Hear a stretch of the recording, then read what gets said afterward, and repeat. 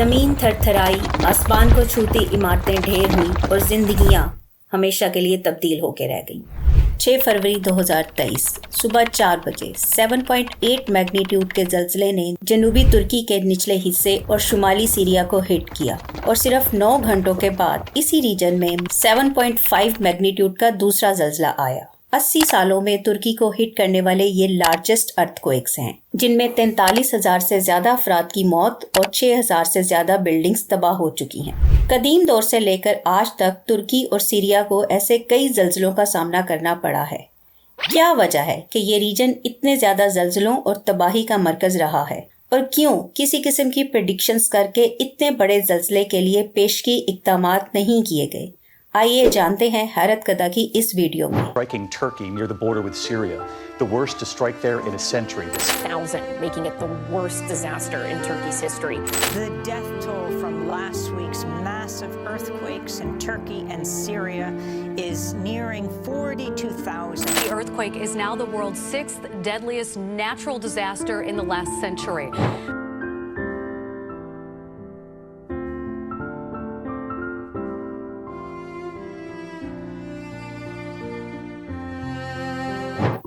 ترکی اور سیریا دنیا کے اس ریجن میں واقع ہیں جو کہ فریکوینٹ اور ڈیواسٹیٹنگ ارتھ کوئکس کی وجہ سے مشہور ہے۔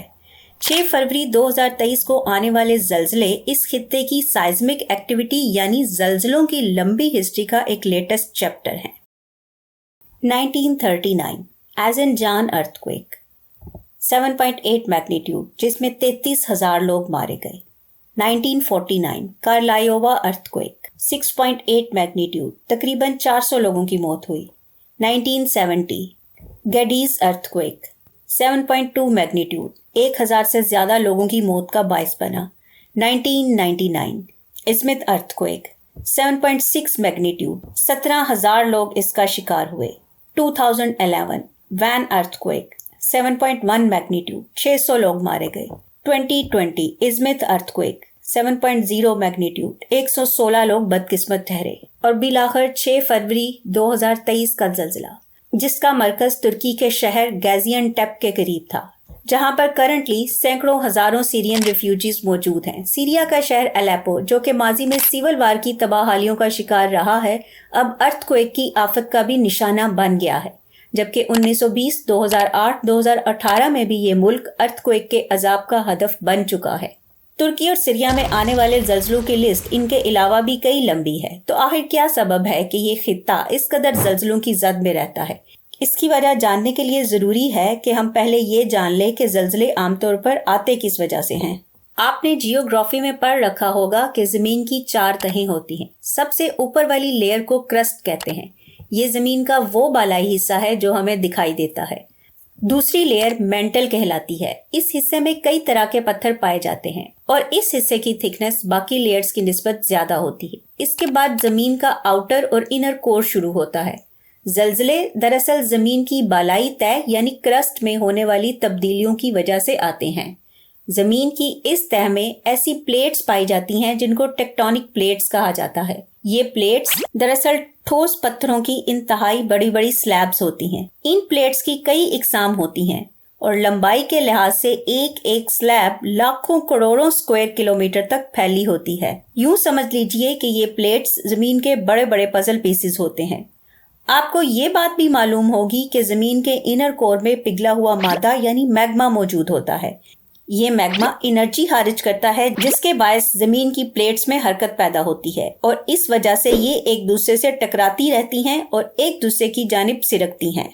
بعض اوقات ایسا بھی ہوتا ہے کہ ان پلیٹس کے کنارے ایک دوسرے کے درمیان پھنس جاتے ہیں۔ اس دوران باقی پلیٹ تو حرکت کرتی رہتی ہے لیکن اس کا کنارہ دوسری پلیٹ میں اٹکا ہوا ہوتا ہے، اس لیے اس دوران میگما سے بننے والی انرجی جمع ہوتی رہتی ہے۔ پھر ایک وقت ایسا آتا ہے کہ پلیٹ کی حرکت اتنی زیادہ ہو جاتی ہے کہ آخرکار پلیٹ کے کنارے ایک دوسرے سے الگ ہو جاتے ہیں، جس کی وجہ سے سٹور ہونے والی ساری انرجی ایک دم خارج ہوتی ہے۔ اس انرجی کے اخراج کی وجہ سے ارتھ کوئک ویوز پیدا ہوتی ہیں جن سے زمین ہل کے رہ جاتی ہے۔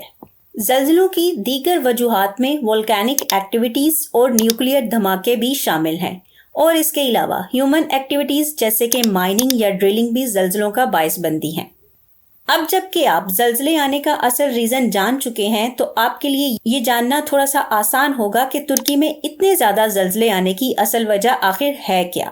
سائزمولوجسٹس یعنی زلزلہ شناسی کے ماہرین ترکی کو ٹیکٹونیکلی ایکٹیو ایریا کنسیڈر کرتے ہیں، جہاں پر 3 ٹیکٹونک پلیٹس ایک دوسرے کو ٹچ اور انٹریکٹ کرتی ہیں۔ ان میں اناطولین، عرابین اور افریقن پلیٹس شامل ہیں۔ عرابین پلیٹ یورپ کی طرف شمال کی جانب موو کر رہی ہے، جس کی وجہ سے اناطولین پلیٹ مغرب کی سائڈ پر میڈیٹرینین سی کی طرف پش ہو رہی ہے اور اسی پلیٹ کے اوپر ٹرکی واقع ہے۔ ٹیکٹونک پلیٹس کی یہ موومنٹ فالٹ زونز پر پریشر بلڈ اپ کرتی ہے اور نتیجتاً اس ایریا کو فریکوینٹلی ارتھکویکس ہٹ کرتے رہتے ہیں۔ حالیہ زلزلے 7.8 اور 7.6 میگنیٹیوڈ کے ساتھ اس خطے کی تاریخ کے شدید ترین زلزلے کہلائے، اور ان زلزلوں کے بعد آنے والے اسٹرانگ آفٹر شاکس نے اس تباہی کو ورس کر دیا، جبکہ ابھی تک اس ریجن میں بڑے ارتھکویکس کو برداشت کرنے والی عمارتیں بھی تعمیر نہیں کی گئیں۔ نتیجتاً الجزیرہ کے مطابق زلزلے میں ہلاک ہونے والوں کی تعداد 43,000 سے تجاوز کر گئی ہے، جن میں ترکی کے 39,672 لوگ شامل ہیں۔ اب سوال یہ پیدا ہوتا ہے کہ اگر ترکی ایک ٹیکٹونیکلی ایکٹیو ایریا ہے تو کیا وجہ ہے کہ اتنے بڑے ارتھکویک کی پریڈکشن نہیں کی گئی؟ کیوں اتنے ہزار لوگ چند سیکنڈز میں بے خبری میں مارے گئے؟ کیونکہ پاسبل ارتھکویک کی کسی بھی قسم کی فور وارننگ بہت سی زندگیوں کو بچا سکتی تھی، لیکن اس سلسلے میں سائزمولوجسٹ کا کہنا ہے کہ میجر ارتھکویکس کو پریڈکٹ کرنا بہت مشکل ہے۔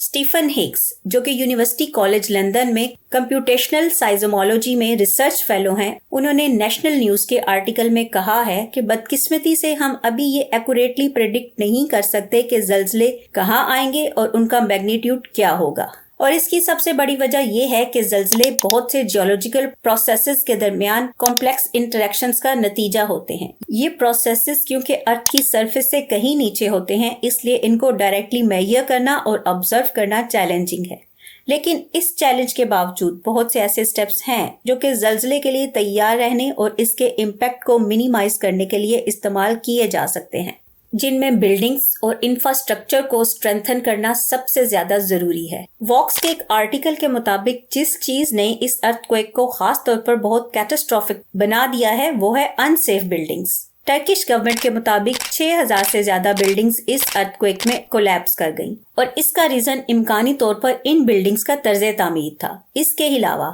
ایمرجنسی رسپانس پلان کو ڈیولپ کرنا اور کمیونٹیز کو ارتھکویک سیفٹی کے بارے میں ایجوکیٹ کرنا بھی ایکولی امپورٹنٹ ہے۔ سیریا اور خاص طور پر ٹرکی میں ارتھکویکس کی اس لمبی اور ڈیواسٹیٹنگ ہسٹری نے اس ریجن کے لوگوں پر ایک گہرا اثر چھوڑا ہے۔ بے شک ہم ارتھکویکس کو اوائڈ نہیں کر سکتے، لیکن ماضی کی غلطیوں سے سبق سیکھتے ہوئے ریزیلینٹ کمیونٹیز کو بلڈ کرنے اور فیوچر ارتھکویکس کے امپیکٹ کو کم کرنے کے لیے مل کر کام ضرور کر سکتے ہیں۔ کیا خیال ہے آپ کا؟ کمنٹ سیکشن میں کمنٹ کر کے ضرور بتائیے گا۔